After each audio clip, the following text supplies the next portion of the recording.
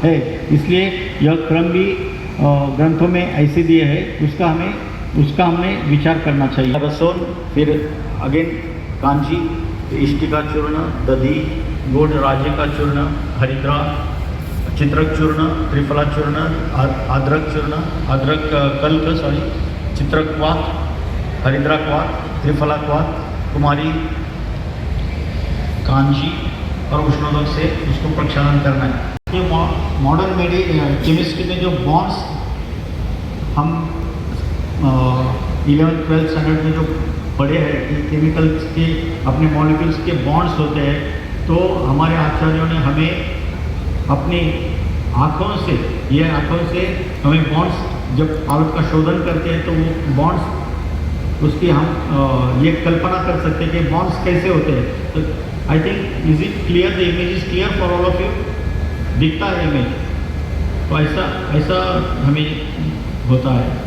और ये शुद्ध किया हुआ पारद, उसमें अपना मुख देखना वो भाग्य का लक्षण बताया गया है। वैद्य सतीश भट्टड़ और मैं ये हमेशा आते हैं, हम जब ये सब करते हैं तो ये शुद्ध तो शुद्ध पारद है। अभी कज्जली निर्माण में भी आपको मालूम है, समगंधक कज्जली, चतुर्गंधक कज्जली, षटगंधक या अष्टगंधक कज्जली, जिसमें एक भाग पारद, एक भाग गंधक, एक भाग पारद, 4 भाग गंधक, ऐसे प्रमाण से उत्तरोत्तर बना सकते हैं। कज्जली का परीक्षण निश्चंद्रत्व होनी चाहिए, उसको भी कंटिन्यूस मर्दन होना चाहिए। और कज्जली का मर्दन खाली पेशेंट ऐसा घुमा के नहीं होता, अच्छी तरह से उसको अपना बल दे के उसको बत्ता घुमाना होता है। अभी कुपीपक्व रसा है, इसमें रस सिंदूर, यहाँ पर घटक जो है शुद्ध पारद और शुद्ध गंधक समभाग, उसकी कज्जली करते हैं। कज्जली लेने के बाद उसकी 7 या 14 बार कपड़ा मिट्टी किए हुए कुपी में उसको भरते हैं और उसको वालुका यंत्र बनाकर वालुका यंत्र में उसको वो कुपी को स्थित करते हैं।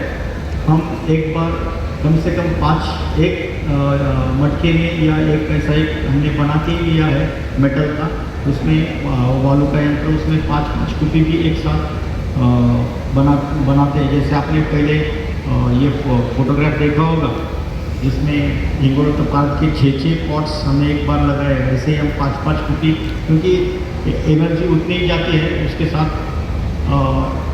उसके उसी टाइम में ज़्यादा हमें मिलता है। तो इसका भी क्रमाग्नि से उसको ये देना है। अभी कोई लोग रस सिंदूर जो बनाते हैं वो 8 आवर्स में रस सिंदूर बनाते हैं, कोई 12 आवर्स में रस सिंदूर बनाते हैं, लेकिन शास्त्र में या ग्रंथ में जो दिया है वो 24 आवर्स, क्योंकि 24 आवर्स ही देना चाहिए, इसके हिसाब से ही क्रमाग्नि हमें देनी चाहिए, क्योंकि वह उस टाइम में जो पारद का पचन होना चाहिए गंधक के साथ, या वो उचित समय उसका 24 आवर्स है, क्योंकि उसमें जो गुण पाए गए हैं रस सिंदूर में, वह गुण हमें चिकित्सा करने के लिए बहुत कारगर होते हैं। इसलिए 8 तास 12 घंटे नहीं तो 24 आवर्स रस सिंदूर नेसेसरी है। अग्नि तो दीपाग्नि 12 आवर्स देते हैं, इसमें गंधक जल जाता है। शला का वो उस दरमियान वो 12 घंटे में गंधक जल जाता है, उसके फ्यूम्स ऊपर आते हैं और वो गंधक कुपी के नेक में चिपक जाता है। तो वो चिपकने के बाद पूरी कुपी का गला जो होता है उसको ब्लॉक न करे, इसलिए उसको गर्म शलाका से उसको घिस के ऐसे धुआं जो बीच वाली इमेज है ऐसे निकालते हैं। तो और उसके बाद 12 घंटा होने के बाद गंधक आना, फ्यूम्स बंद हो जाता है। उसके बाद हमें मध्याग्नि शुरू करना है। अभी ये जो है वो तत्व भाव से है। अग्नि कौन सा अग्नि कब शुरू करना है? ये जब गंधक पूरा जल जाता है, गंधक के फ्यूम्स बंद हो जाते हैं, चाहे वो 10 घंटे में हो जाए, चाहे वो 13वें घंटे में हो जाए, तो उसके बाद ही मध्यमाग्नि शुरू करना है। ऐसा नहीं 12 घंटा हो गए तो मध्यमाग्नि शुरू करो। तो यहाँ पर अभी ये जो मध्यमाग्नि का काल है उसमें ब्लू फ्लेम्स ऐसे दिख जाती है। उसके बाद में उसको ये 8 आवर्स देना है। 8 घंटे के बाद तकरीबन अंदर ऐसे जो रेड जो कुपी है, लास्ट वाला नीचे वाला जो फोटोग्राफ है उसमें कुपी का जो रसायन है अंदर अगर ऐसा झाँक के देखते हैं तो वो एकदम लाल बुंद हो जाता है और ऐसी एक गोल रिंग तैयार हो जाती है। तो जब ये गोल रिंग तैयार हो जाती है, अंदर का रसायन लाल हो जाता है, तब तीव्राग्नि का समय आ गया, तब तीव्राग्नि देना है। और तीव्राग्नि के क्राइटेरिया क्या है?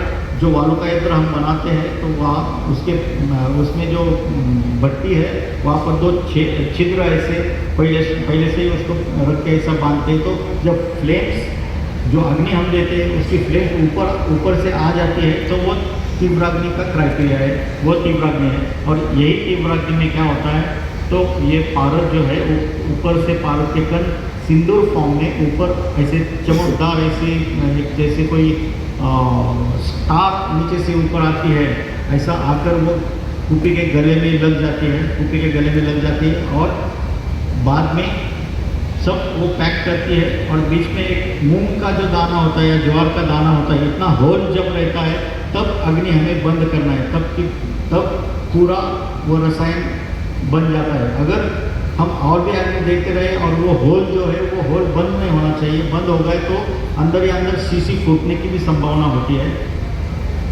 उसके बाद रस सिंदूर का जो निष्कासन है, जो हमने पहले 7 कपड़ मट्टी किए हुए जो कुपी है वो पूरी पक जाते हैं कपड़े और इजीली वो उसको स्क्रैप करके निकाल कर ये कुपी से निकाल कर कुपी को एक सुतली या कोई कॉटन का ये केरोसिन में या डीजल में भिगो कर उसको बांधते हैं और उसको अग्नि देते हैं। और उसके बाद वो उसके थोड़ा पानी छिड़का तो वह फूट जाती है। उसके बाद में रस सिंदूर अपन निकालते हैं। अब दिस इज रस सिंदूर और वो उसको अगर मर्दन किया तो लाल रंग की पाउडर होती है। तो आपको यह रसकुंभ देते हुए मुझे बहुत प्रसन्नता हुई है। आपने यह, क्योंकि ये जो सब ये आपने जो देखा वो प्रैक्टिकल करने का काम है, वो करके दिखाने वाला काम है या करने का काम है, लेकिन वो काम हमने आज स्लाइड्स के फॉर्म में आपको दिया। I am very thankful to organisers जिन्होंने मुझे 1-1.5 मिनट दिख रहा है सबको पीछे से।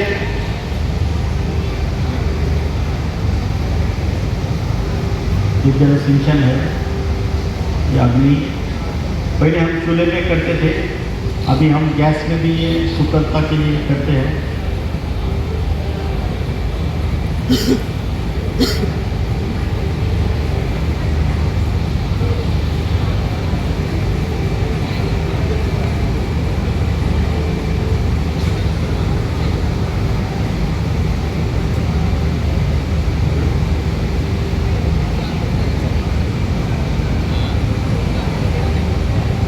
ये स्वेदन के बाद निकाला हुआ पारद है।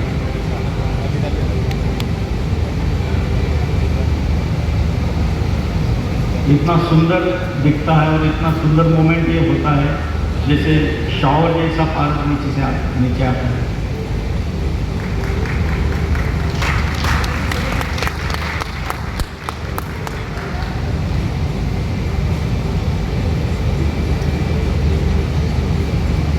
आदरणीय घनश्याम सर, तुकी मैडम,